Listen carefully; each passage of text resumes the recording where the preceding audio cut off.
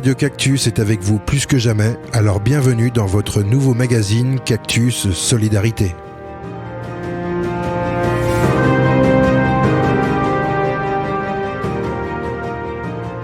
Bonjour et bienvenue dans votre émission Cactus Solidarité. Aujourd'hui avec moi par téléphone, je suis avec Didier Desgranges. Bonjour Didier. Bonjour à toi et bonjour à tous. Bonjour tout le monde. Donc, vous êtes le secrétaire de l'association Syntaxe Erreur 2.0. Est-ce que vous pouvez juste décrire un petit peu la mission principale de votre association? Syntaxe Erreur est une association qui est basée à Gueugnon et qui œuvre sur le territoire charolais-brionnais essentiellement. Mm-hmm. Donc nous avons 6 salariés et nous avons 35 bénévoles qui œuvrent au niveau de nos différentes activités. Ok, et donc moi je vois sur la carte, c'est vraiment une association basée sur le numérique solidaire. Tout à fait. Donc c'est quoi le numérique solidaire? Le numérique solidaire, c'est vrai que tout le monde n'a pas les moyens d'acquérir un PC, un portable à 1 000 €, 800 €, etc. Donc nous, notre optique, c'est de mettre à disposition des publics, de tout public, du matériel à disposition à moindre coût. Ok. Et donc, moi, je sais que vous êtes très, très actif. Moi, j'ai déjà eu l'occasion de vous voir dans beaucoup de lieux différents, Lab 71, par exemple. Et moi, j'ai l'impression qu'en ce moment, pendant cette période de confinement, vous n'êtes pas en train de chômer, en fait. Vous êtes vraiment en train de travailler. C'est vrai qu'on essayait de prendre à bras le corps par rapport à cette situation difficile pour tous, avec nos moyens et avec nos possibilités d'essayer d'amener un petit plus aux personnes. Donc c'est vrai que c'est quelque chose qui nous tient à cœur et on est vraiment dans le numérique solidaire, c'est-à-dire mettre à disposition des gens, parce que j'ai parlé tout à l'heure de pouvoir acquérir des ordinateurs, mais on a aussi des formations, de la mise de l'aide en ligne, etc., des réparations. Donc il y a des volets assez complets, quoi. Oui, parce que c'est vrai, en ce moment, il y a tout le monde qui sont poussés vers le numérique, télétravail, éducation pour les enfants, rester en contact avec nos aînés à travers les écrans. Donc sûrement, vous avez des personnes qui ne savent pas utiliser tous ces outils. Tout à fait. C'est vrai, on a entendu le président hier qui a parlé un peu de rupture avec le numérique pour certaines personnes, et cette facture, elle est assez aggravante avec cette situation. Alors nous, on a engagé, comme j'ai dit tout à l'heure, certaines actions. Si tu veux bien, je vais te les énumérer. Alors une des premières, on tient à remercier, et on est assez fiers du conseil départemental de Saône-et-Loire qui nous a fait confiance pour acheter 100 ordinateurs reconditionnés pour les mettre à disposition des centres d'hébergement pour des enfants ou des personnes âgées. Super. Voilà, donc ça, on a vendredi dernier, donc nous avons déjà livré 25 stations informatiques avec le président du conseil départemental était présent et donc les services avec les services informatiques du département, il y aura ce déploiement qui va se faire. Donc c'était une première tranche de 25 et nous allons monter 75 PC qui seront livrés très prochainement. Donc ce qu'il faut savoir, c'est que pour ce faire, nous avions des salariés qui étaient en chômage partiel et donc nous les avons rappelés pour travailler sur ce projet-là. Donc ça permet de mettre à l'étrier aussi des personnes qui étaient en chômage. Ok, donc oui, c'est vraiment, vous avez besoin de toutes les ressources de l'association parmi vous en ce moment. Tout à fait. Donc c'est vrai qu'on avait un besoin assez important, très important. Donc nos équipiers travaillent dans le respect bien sûr de la distanciation, mesures de sécurité, etc. Donc ça on insiste fortement là-dessus. Donc c'est vrai qu'avec le département c'est vraiment une première pierre de solidarité très importante pour tous ces publics-là. Donc ça c'était le premier gros dossier que l'on a engagé. Et puis on en a un deuxième qui est très important également. On va mettre en place des ateliers personnalisés de visioconférence. Okay. Alors, c'est-à-dire que sur 2019, nous sommes allés sur le territoire charolais-brionnais, à Charolles, Marcigny, Bourbon-Lancy, etc., mettre en place des ateliers d'initiation aux usages du numérique pour les seniors. avec un opérateur de caisse de retraite. Et puis donc on a 170 personnes qui ont été formées, initiées aux usages du numérique. Et donc ce que l'on a fait, on va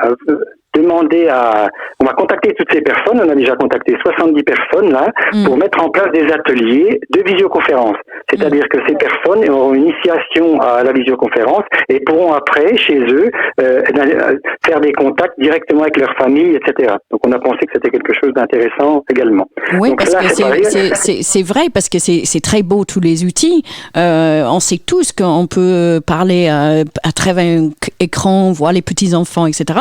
Mais c'est vrai, si on ne sait pas faire, tout à fait. Donc, ça fait peur. Voilà. Hein. Voilà, c'est vrai que c'est un autre... Parce que les personnes ont eu des formations aux usages du numérique, c'est-à-dire faire les déclarations en ligne, les formulaires, les impôts, etc. Mais là, c'est un autre volet, quoi. C'est un autre volet. Donc, à partir de la fin de semaine, là, je pense que on va pouvoir déjà créer des ateliers de 3-4 personnes, parce que ça a été une réussite au niveau du lien social entre les groupes, parce que c'était des groupes de 8 personnes, et c'est vrai que ça a vraiment très très bien marché. Donc, normalement, on n'aurait pas eu cette crise sanitaire, on aurait toujours des ateliers en cours, mais bon, ces ateliers n'existent plus, donc on a trouvé un autre moyen de contacter les personnes. Et donc c'est vrai que les gens sont déjà contents d'avoir un appel téléphonique pour faire le point sur ce qui s'est passé et sur le projet d'avenir qui va se faire avec la visio. Donc c'est vrai, je pense que c'est quelque chose d'important.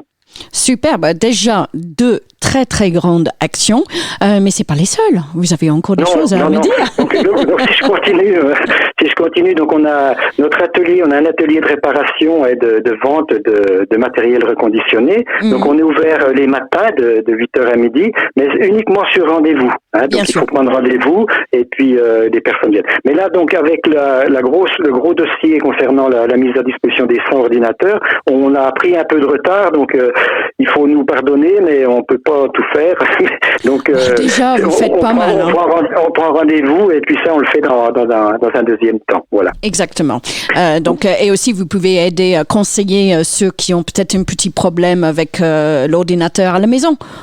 Tout à fait, c'est ça. Voilà. Et tu vois, on a des demandes. Encore vendredi, j'avais un appel téléphonique d'une maman qui avait son ordinateur à lâcher, et puis sa fille donc en a besoin au niveau d'éducation, tout ça. Donc il y a des fois des priorités. On essaie de pallier un petit peu, mais on a un souci aussi assez récurrent, c'est on n'arrive plus à être approvisionné en matériel reconditionné. C'est-à-dire que on a des fixes, mais les personnes qui souhaitent avoir des ordinateurs portables reconditionnés, avec les temps actuels, on a des difficultés d'approvisionnement. Donc c'est vrai si les gens ils ont le matériel qui traîne chez eux, qui pensent je veux plus l'utiliser, c'est cassé, il peut faire don à votre association. Tout à fait, mais ce qu'on souhaiterait, c'est plus que ce soit les entreprises, des volumes plus importants, dans le cadre de la responsabilité sociale des entreprises, etc., de faire des dons quand même plus conséquents, parce que c'est que là, nos personnes sont confinées, donc c'est vrai on va un peu à l'essentiel. Il faut segmenter les tâches, donc c'est vrai que la collecte tout public, oui, mais je veux dire, c'est vrai qu'il faut qu'on soit prudent avec les dispositions de travail de nos salariés, quoi. Donc s'il y a une entreprise qui nous écoute, qui vient de changer le système informatique ces derniers temps, ils ont le stock de tours ou d'écrans ou n'importe, vous êtes preneur. Voilà. On est preneur, voilà, tout à fait.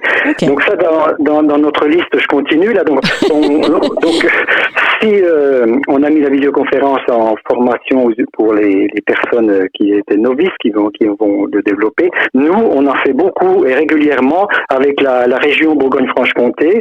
Nous avons intégré un groupe de travail sur le numérique de demain et tout ce qui concerne le télétravail, etc. Donc nous, on est intégré et une fois par semaine, on fait le point avec des gens qui sont de Besançon, un peu de tout le secteur, Dijon, etc.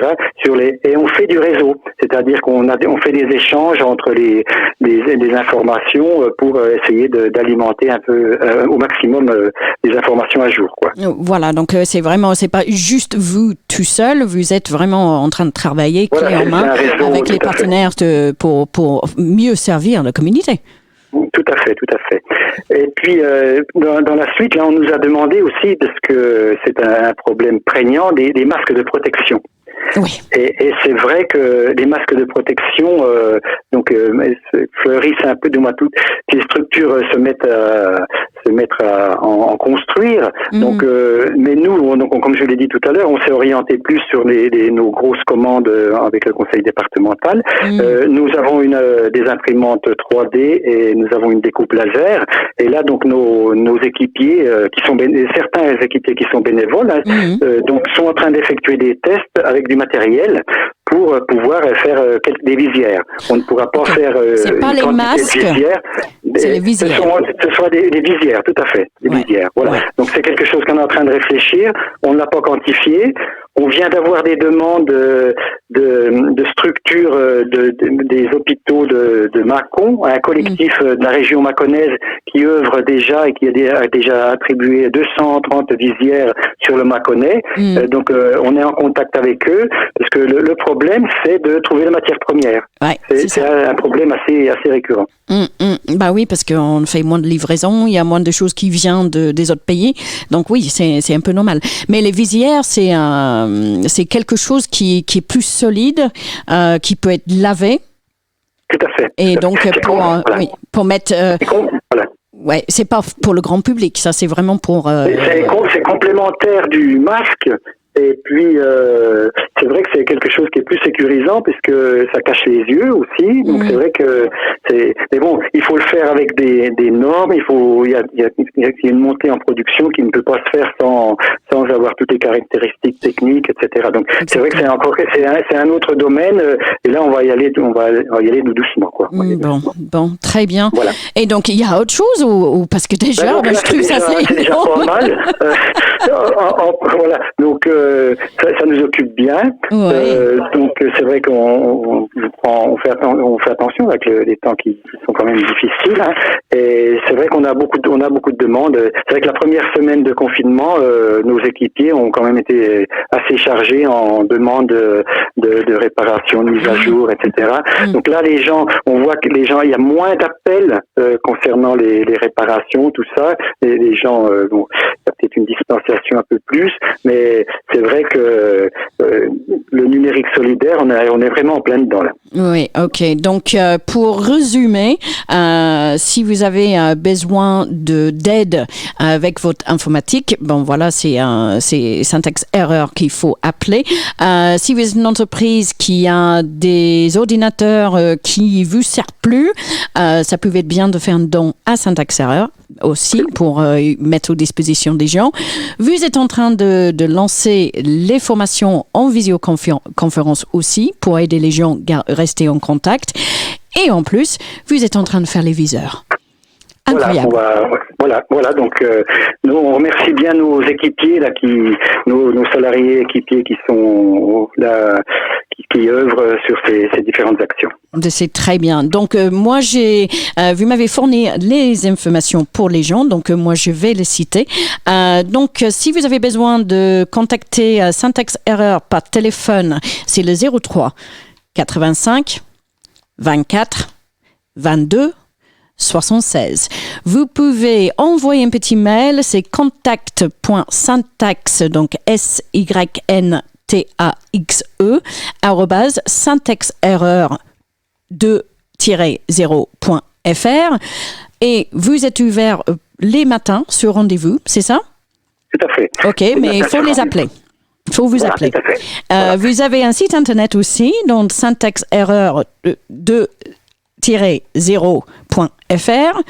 Vous avez un Facebook, une chaîne YouTube et aussi un compte Twitter. Donc, je crois qu'avec tout ça, on peut vous contacter quand même. Voilà. Donc, toutes les informations seront remises sur un post sur notre page Facebook, donc Radio Cactus 71. Didier, je veux remercier énormément, premièrement pour l'interview et deuxièmement, un grand merci à toute votre équipe pour le travail solidaire que vous êtes en train de faire pendant ce moment. Je vous remercie de votre action et je souhaite à tous de bien se protéger avec les temps qui courent, et dès qu'on a un maximum de solidarité. Voilà. Exactement. Et tenez-moi au courant de toutes les actions et comment ça se passe. Pas de problème. Merci beaucoup, Didier. Merci. À très bientôt. À très bientôt. Au revoir. Retrouvez Cactus Solidarité du lundi au vendredi à 7h30, 11h, 15h et 18h. Vous voulez témoigner, parler de vos initiatives, vous avez un message important à faire passer, alors contactez-nous au 03 85 25 18 77 ou par mail sur radio-cactus@wanadoo.fr. Restez chez vous en écoutant Radio Cactus 92.2.